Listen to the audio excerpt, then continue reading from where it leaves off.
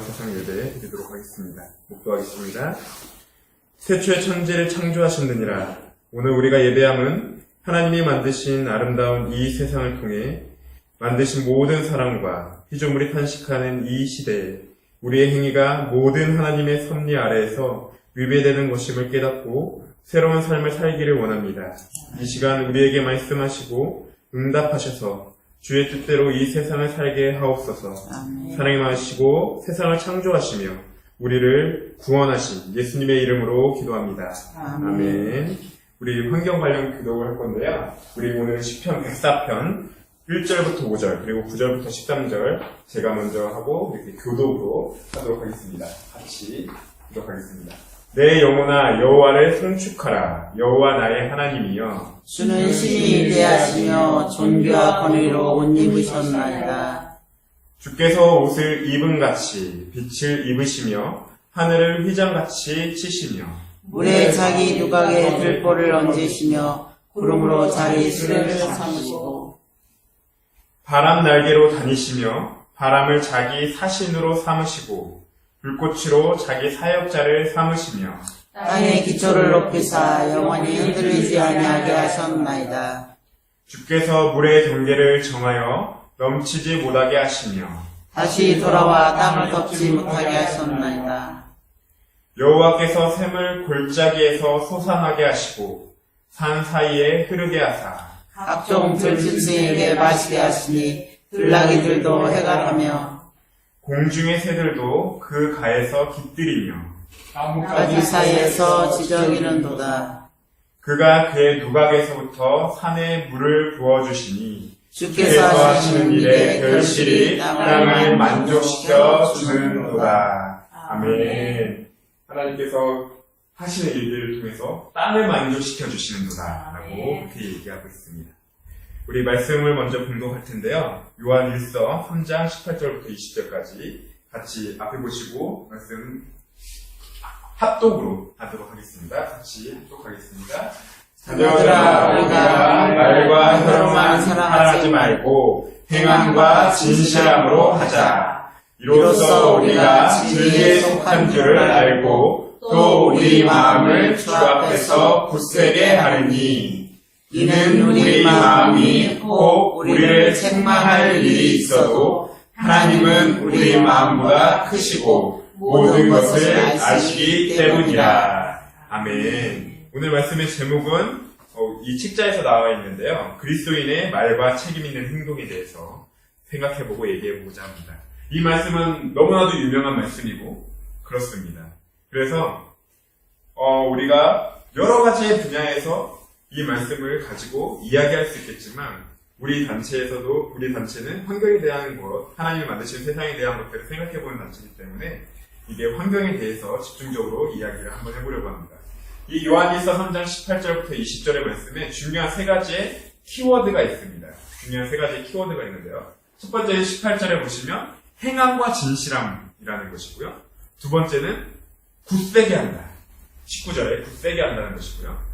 20절에는 하나님이 모든 것을 아시기 때문이다 라는 거. 이 세 가지가 중요한 단어라고 할 수 있습니다. 문장이라고 할 수도 있겠죠. 이것을 통해서 우리가 하나님의 말씀을 생각해 보도록 하겠습니다. 먼저 질문을 해보겠습니다. 하나님의 자녀이십니까, 여러분들은? 네, 맞습니다. 하나님의 자녀라면, 그렇다면 우리는 모두에게, 사람에게도 그렇고요, 동물에게도 그렇고, 식물에게도 마찬가지입니다. 모두에게 무책임하게 말을 사용해서도 안 되고요, 혀를 사용해서도 안 된다고 성경에서 이야기하고 있습니다. 유명한 책이 하나 있습니다. 칭찬은 고래도 춤추게 한다라는 유명한 책이 있는데요. 그 책의 내용을 보면은 칭찬을 고래에게 자꾸 해주니까 칭찬을 받은 그 고래가 춤을 추더라는 겁니다. 이렇게 신나게 춤을 추면서 이렇게 나아갔다는 그런 이야기거든요. 사람들에게도 마찬가지입니다. 저에게도 마찬가지고 이곳에 계신 모든 분들도 마찬가지시겠지만 하나님께 칭찬을 받거나 사람에게 인정을 받거나 했을 때 우리는 이게 뭔가 달라지잖아요. 그런데 그렇게 됩니다. 근데 반대로 우리가 함부로 이야기를 하고 그 사람을 책망을 하거나 이렇게 되면은 오히려 완전히 기세가 꺾여가지고 아무것도 못하게 되는 경우가 너무나도 많은 것 같습니다. 한번 뒤돌아보시면 그렇게 되는 것 같아요. 저도 마찬가지고요. 그렇습니다. 그렇기 때문에 우리는 어떻게 해야 하느냐? 첫 번째로 이렇게 얘기합니다. 입이 미련하면 멸망하기 때문에 우리는 말을 조심해야 된다는 거죠. 잠언 10장 10절에 이렇게 얘기하고 있습니다. 눈짓하는 사람은 이웃에게 쓰라릴 아픔을 주고, 그러니까 눈짓으로 이렇게 별로 안 좋게 보는 사람은 그 사람한테 아픔만 주는데, 미련한 수다쟁이는 망할 것이다 라고 얘기합니다. 미련하게 말을 한다면 그 사람은 망하게 하는 것이다 라는 이야기입니다. 잠언에서 잠언 지혜의 책이잖아요. 그렇기 때문에 말을 조심하라 이렇게 이야기를 하고 있습니다. 또 잠언에서만 얘기하면은 이거 그럴 수 있겠다라고 생각할 수 있는데 또 야고보서에서 이렇게 나와요. 야고보서 3장 8절에 이렇게 나옵니다. 악하고 난폭한 이 혀에는 죽이는 독이 가득합니다. 이거 쉬운 성경이거든요. 악하고 난폭한 이 혀에는 이 혀가 악하고 난폭한데 이 혀는 죽이는 독이 가득하기 때문에 조심해야 합니다라고 사도 야고보가 그렇게 이야기하고 있는 것입니다. 입이 미련하면 이 세상을 다 망하게 할 수 있는 것이죠. 근데 입이 오히려 지혜롭게 되면, 혀가 지혜롭게 되면 이 세상을 세울 수 있는 그런 일들도 감당할 수 있는 것입니다. 우리가 환경에 대해서 생각을 해볼까요? 함부로 말을 한다고 했을 때, 함부로 혀를 놀렸다고 했을 때, 이 환경은, 이건 내 거야. 이 세상은 내 거야. 그렇기 때문에 이 세상은 내 마음대로 해도 돼 라고 그렇게 자연스럽게 이야기하는 모습들. 그것이 우리 기독교의 과거의 모습들이었거든요. 그러다 보니까 이 세상이 파괴가 되어버리고 말았던 것이죠.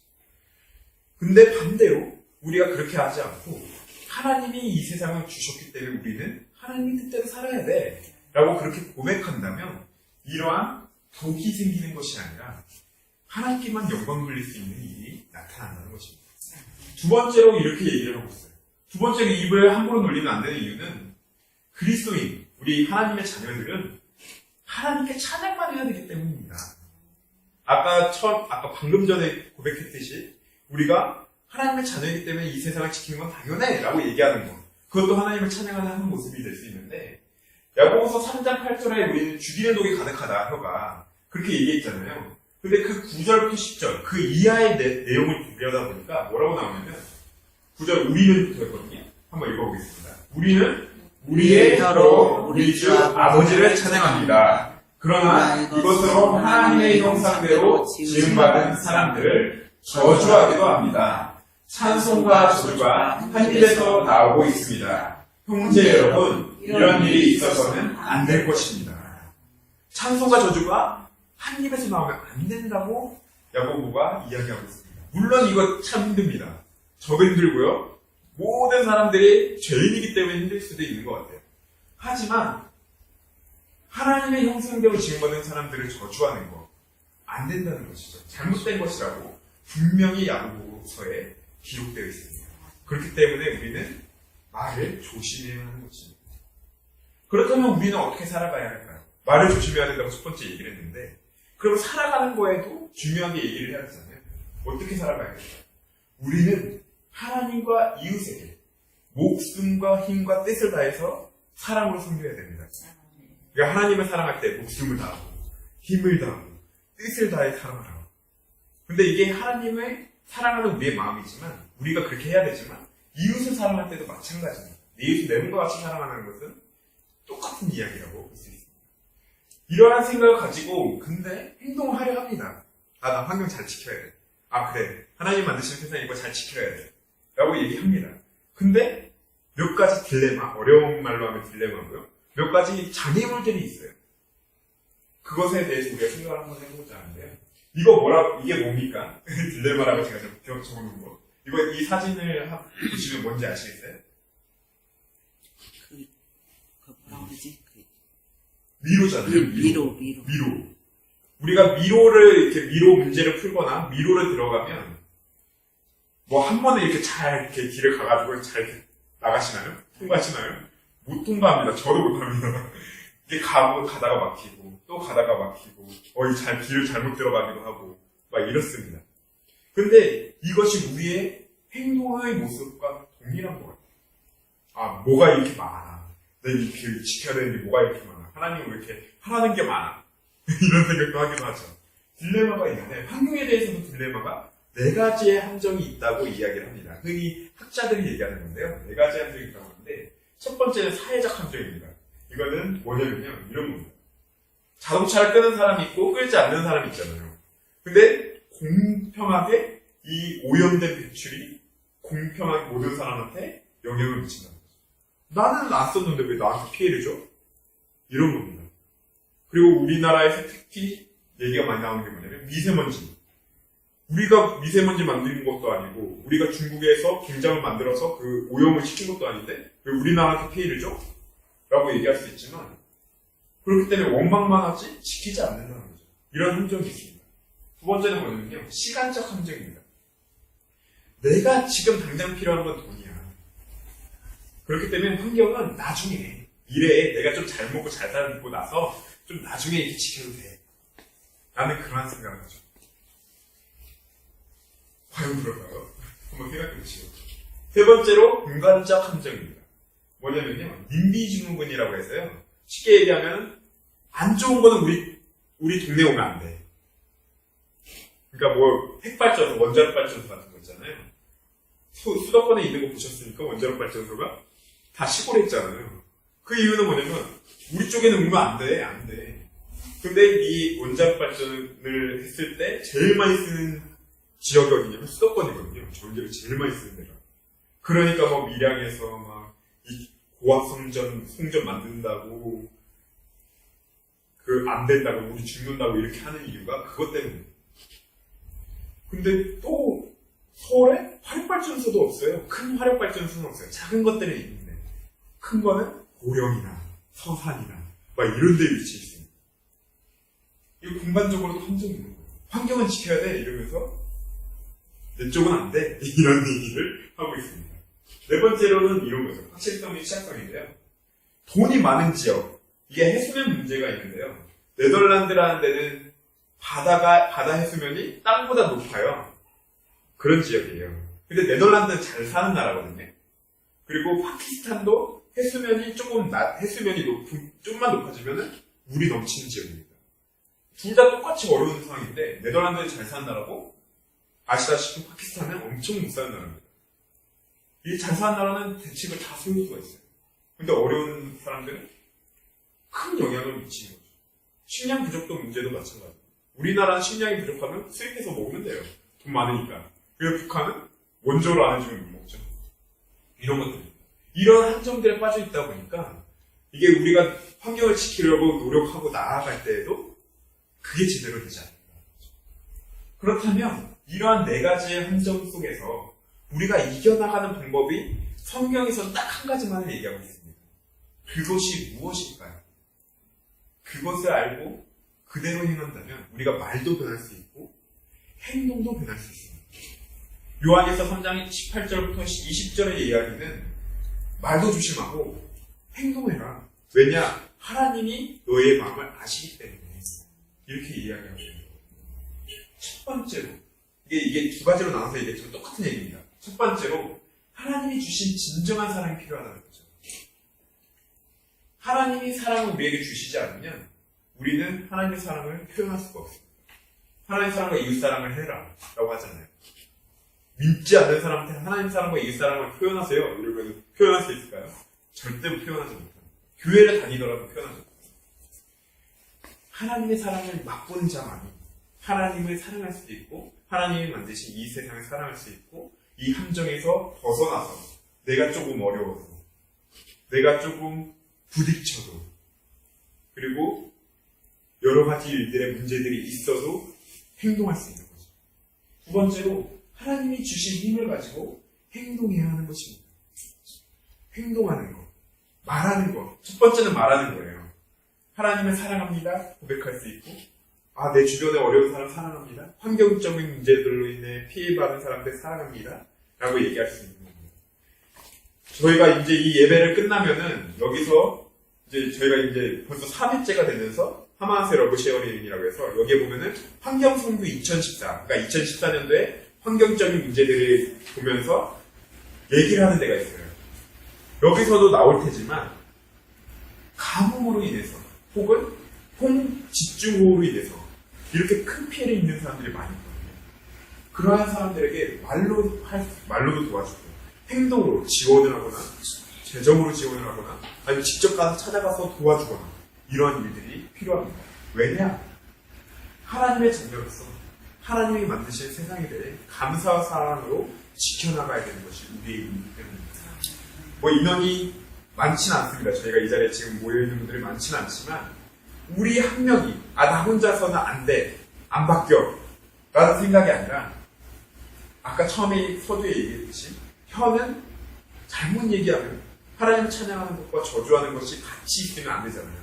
그런 부정적인 얘기를 하지 마시고 긍정적으로 내가 바뀌면 하나님이 하실 거야 라고 생각하시며 하나님의 뜻대로 살아가시기를 주님의 이름으로 기도하도록 하겠습니다.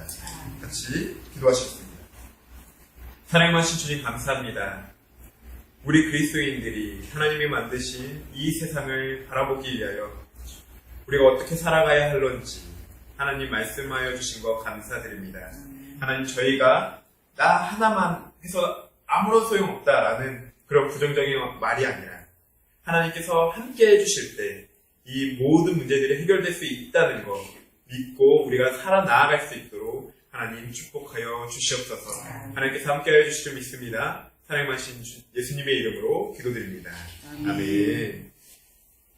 예, 우리 찬양 별밤의 파송의 시간 갖도록 하겠습니다. 제가 읽겠습니다. 흠없는 경건은 고난을 겪는 고아와 과부를 돌보고 새 속에 물들지 않게 하는 것입니다. 야고보서 1장 27절 말씀. 아멘. 우리가 흠없는 경건이란 말 되게 많이 쓰잖아요. 우리의 모든 삶이 경건해야 되는데 그것은 어려운 사람들을 돕고 그리고 새 속에 물들지 않는 것. 하나님이 주신 이 세상을 지켜나가는 것 또한 이러한 부분이라고 생각합니다. 이제 그렇게 사시기를 기도드립니다. 우리 주와 같이 길 가는 것 같이 찬양하시고요. 하나님과 같이 길을 가는 겁니다. 우리가 이제 다짐을 하는 시간을 갖도록 하겠습니다. 이 찬양하시고 예수님이 가르쳐주신 주기도문으로 예배 마무리하도록 하겠습니다. 같이 찬양하도록 하겠습니다. 주와 같이 길 가는 것 즐거운 일 아닌가. 우리 주님 걸어가신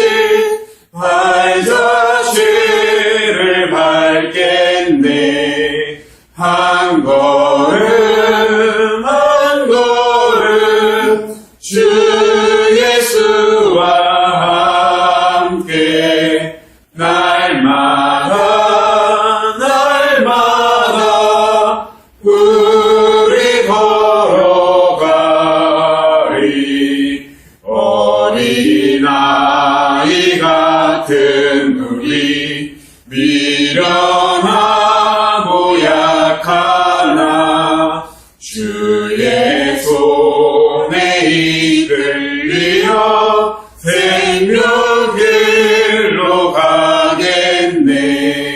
한 걸음 한 걸음 주 예수와 함께 날마다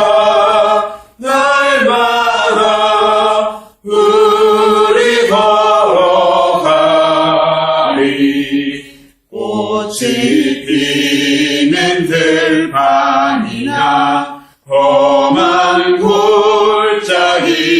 골짜기라도 주가 인도하는 대로 주와 같이 가겠네. 한 걸음 한 걸음 주 예수와 함께 날마다 우리 걸어가리. 옛 선지자의 욕같이 우리들도 천국에 흘려 올라갈 때까지 주와 같이 걷겠네.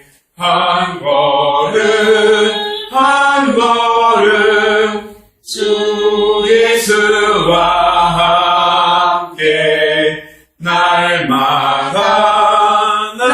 날마다 우리 걸어가리. 아멘. 우리 주기도문으로 예배 마무리합니다. 하늘에 계신 우리 아버지여, 이름이 거룩히 여김을 받으시오며 나라의 이루어지시며 뜻이 하늘에서 이루어진 것 같이 땅에서도 이루어지이다. 오늘날 우리에게 일용할 양식을 주옵시고 우리가 우리에게 죄 지은 자를 사하여 준 것 같이 우리의 죄를 사하여 주옵시고 우리를 시험에 들게 하지 마옵시고 다만 하소서. 나라와 권세와 영광이 영원히 아버지께 있습니다.